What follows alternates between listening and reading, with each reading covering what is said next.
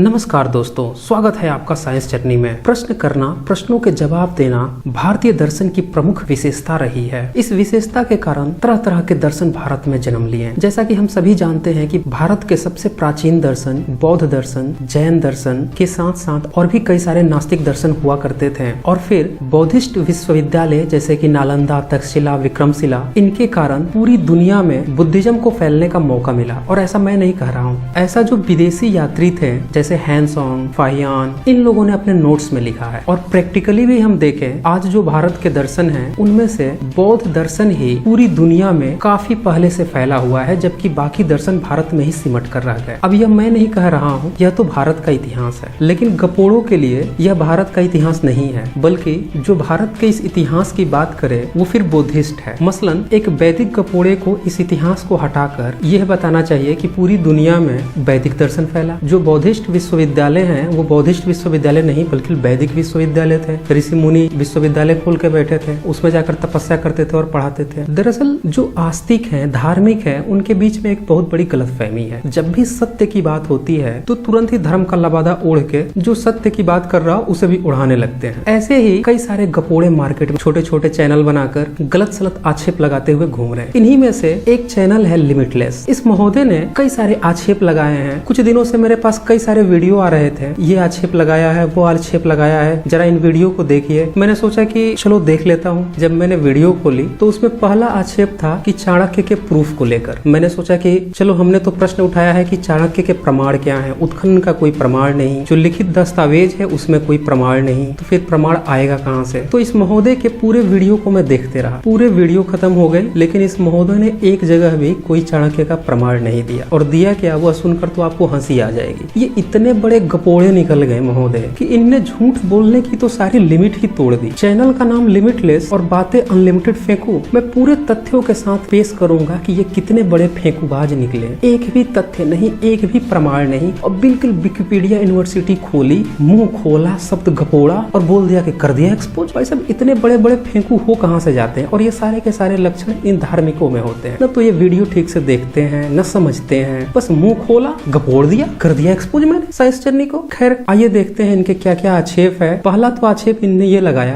कि ये नास्तिक नहीं बल्कि बौद्धिस्ट है। वो आप समझ जाइए, सावन के अंधे को हरा ही हरा दिखता है। अब ये वैदिक गपोड़े हैं तो सोच रहे हैं कि ये भी किसी न किसी धर्म से ही होगा। नास्तिक तो हो ही नहीं सकता, रेशनल हो ही नहीं सकता। इस महोदय को रेशनल, बौद्धिस्ट, बौद्ध मार्गी और धार्मिक गपोड़ा, इसमें कोई फर्क नहीं पता। इनका दूसरा आक्षेप था मौर्य काल में चाणक्य और संस्कृत था। और पूरे वीडियो में इनने एक जगह भी नहीं दिखाया कि किस पुरातात्विक विभाग ने यह प्रमाण दिया है या किस नोट्स में यह लिखा हुआ है। उल्टे इनने किसी धर्म विशेष की किताब का हवाला देकर कि उसमें ब्राह्मण शब्द लिखा हुआ है, चाणक्य का नाम लिखा हुआ है, इसलिए चाणक्य था, गपोड़ के चले गए। ये प्रमाण था। ऐसे ऐसे लोग एक्सपोज करने आते हैं, पता नहीं एक्सपोज करने आते हैं या खुद की हंसी उड़वाने आते हैं। फिर इनने एक किताब का हवाला दिया। किताब का नाम था भारतीय प्राचीन लिपिमाला, और इसका हवाला देकर इनने यह कह दिया कि ये बड़े फेमस राइटर हैं और इनने बहुत सही सही बातें लिखी हैं, और आप जिसका रेफरेंस देते हो वो प्रसिद्ध नहीं है, वो सिर्फ किसी पार्टिकुलर पार्टी का नाम लेकर उसी में फेमस है, सब में फेमस नहीं है। मैंने इसी रेफरेंस को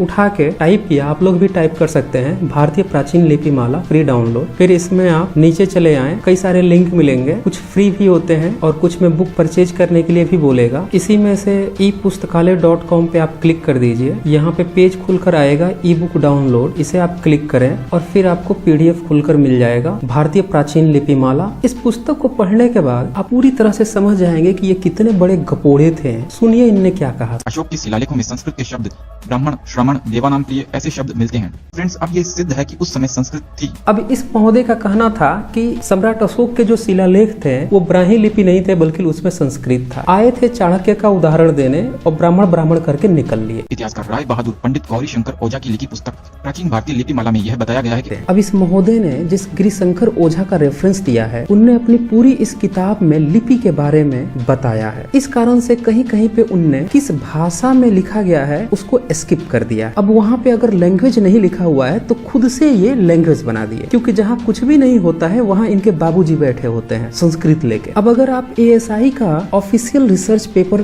फाइंड आउट करें, वीडियो 46 देख सकते हैं जिसमें मैंने पूरी डिटेल से बताया है। यहाँ पे मैं दिखा देता हूँ कि 1970 में अशोक के कुछ और शिलालेख मिले हैं मध्य प्रदेश में, और वहाँ पे बताया गया है कि वो ब्राह्मिक कैरेक्टर्स और प्राकृत लैंग्वेज में लिखा हुआ है और उसमें साफ तौर पे लिखा है पियादसी, उसी में आगे देवानम पिया भी लिखा हुआ है और यहाँ पे स्पष्ट तौर पे प्राकृत लैंग्वेज लिखा हुआ है। अब इस महोदय को ये नहीं पता कि प्राकृत लैंग्वेज में देवानम पिया या पियादसी वर्ड भी इस्तेमाल होते हैं। बस मुंह उठाए और फेंक दिए कि नहीं संस्कृत में लिखा हुआ है और सम्राट अशोक के समय में संस्कृत भी हुआ करता था। एक सिंगल एविडेंस नहीं है कि सम्राट अशोक के समय में संस्कृत लैंग्वेज था। इवन जितने भी रिसर्च पेपर उठाओ, इसी रिसर्च पेपर में अगर आप आगे देखो तो उसमें बताता है कि 5th सेंचुरी के बाद से संस्कृत के कुछ प्रमाण मिलने शुरू होते हैं। इनने जो रेफरेंस दिया था गिरिशंकर ओझा, उन्हीं की अगर रेफरेंस चेक कर लें तो उसमें भी उन्होंने लिखा है कि लिपि पत्र पहले के मूल पंक्तियों का नागरी अक्षरांतर, मतलब जो ब्राह्मी स्क्रिप्ट है उसको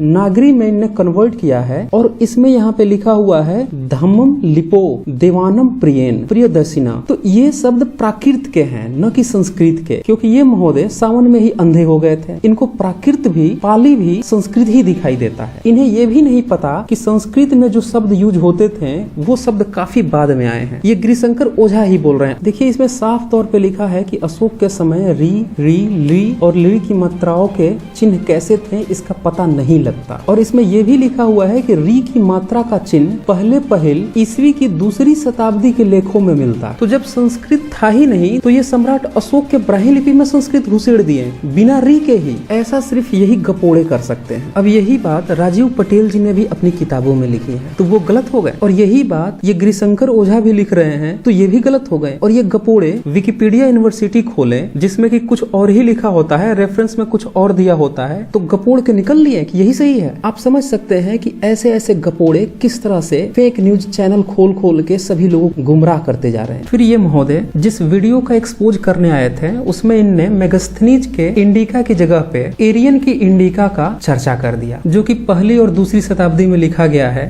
वास्तव में पॉलीब्रोथ सिंधु नदी के तट के पास का कोई नगर था, न कि पाटलिपुत्र, और सेंड्रोकोटस पोरस के अधीन कोई छोटा राजा था, न कि भारत का चक्रवर्ती सम्राट चंद्रगुप्त। इससे स्पष्ट है कि मेगास्थनी चंद्रगुप्त के दरबार में रुका ही नहीं। ये महोदय मेरी वीडियो को ध्यान से देखे होते तो वहाँ पे मैंने चर्चा किया था कि मेगास्थनीज की इंडिका अलग है, वो मौर्य काल में यहाँ पर आके रहा था, और एरियर की इंडिका 1ली शताब्दी के है, वो कभी भारत नहीं आया था, उसने सुनकर अपनी बातें रखी थी। तो ये गपोड़े महोदय अगर ध्यान से सुन लेते तो आज तक ये गपोड़ा ही कहलाते, लेकिन इनको तो गपोड़ा कहलाने की आदत है। देखिए जिस किताब का ये रेफरेंस दिए हैं उसी किताब में ये लिखा हुआ है कि ईसा पूर्व 326 में भारतवर्ष पर चढ़ाई करने वाले यूनान के बादशाह अलेक्जेंडर के सेनापतियों में से नियार्कस भी था। वह उसके साथ पंजाब में रहा और वहां से नावों द्वारा जो सेना लड़ती भिड़ती सिंधु मुख पर पहुंची उसका सेनापति भी वही था। उसने इस चढ़ाई का विस्तृत वृतांत लिखा था जिसका खुलासा एरियन ने अपनी इंडिका नामक पुस्तक में किया। और इसी की बात को ये गपोड़ कर कि सिंध में रहता था, भारत नहीं आया था, पंजाब में था, कभी मौर्य में नहीं आया था, गपोड़ के निकल लिए। इसी किताब में नीचे ये लिखते हैं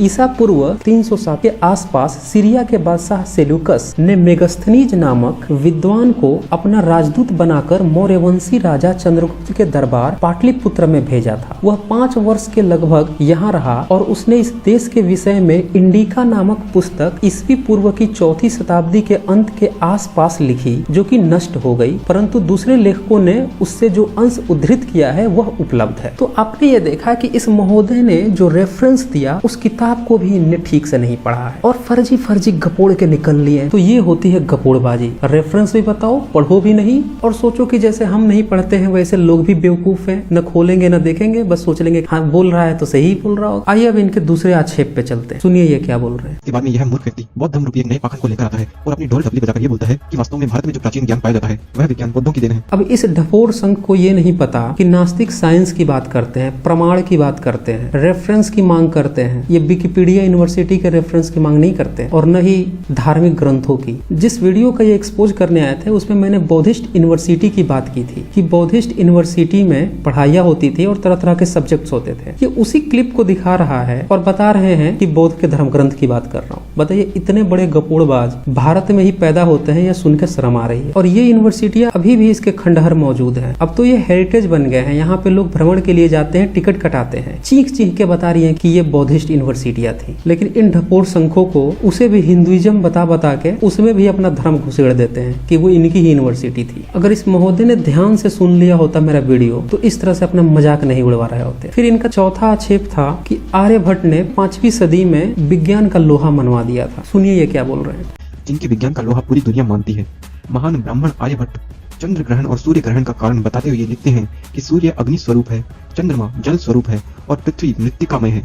सूर्य ग्रहण में चंद्रमा सूर्य को आच्छादित कर लेता है और चंद्र ग्रहण में पृथ्वी की छाया चंद्रमा को ढक लेती है। इसमें ब्राह्मण बताना उसे नहीं भूले ये, और आर्यभट्ट से सूर्य ग्रहण और चंद्र ग्रहण बतवा दिए। गपोड़ों में एक खास आदत पाई जाती है, उन्हें साइंस और मैथ्स में बिल्कुल भी अंतर नहीं पता होता। अगर कोई मैथमेटिशियन है उसको भी ये साइंटिस्ट ही बोलते फिरते हैं। अब यहाँ पे सीधे तौर पर एक प्रश्न उठता है कि आर्यभट्ट को अगर विज्ञान पता था तो उनने वह कहाँ पे लिखा, कहीं लिख के छोड़ा होगा ना। फिर तो ये एक किताब दिखाते हैं आर्यभट्टिका, और ये आर्यभट्टिका पिछले 100 साल के अंदर लिखी गई है। इसकी स्क्रिप्ट देवनागरी लिपि है। इसमें ऐसा भी कहीं नहीं लिखा गया है कि यह स्क्रिप्ट किसी दूसरे स्क्रिप्ट में थी, वहां से इसको ट्रांसफर करके लिखा गया है। कहा जाता है कि रीडिस्कवर किया गया। अब ये रीडिस्कवर कैसे किए हैं, सीधे यहाँ से 5वीं सदी में पहुंच गए होंगे रीडिस्कवर करने के लिए, तो फिर इनके मुंह पे ताला लग जाता है। दरअसल देवनागरी लिपि 1000 साल से भी कम पुरानी है, और जिन लिपियों में ये धर्म ग्रंथ दिखा रहे हैं वो तो 500-550 साल भी पुरानी नहीं है, क्योंकि शुरू की जो देवनागरी लिपि थी वो अर्ली नागरी लिपि कही जाती है, और आजकल जो प्रचलन में है वो नागरी लिपि है। अब इन महोदय ने जो रेफरेंस दिखाया था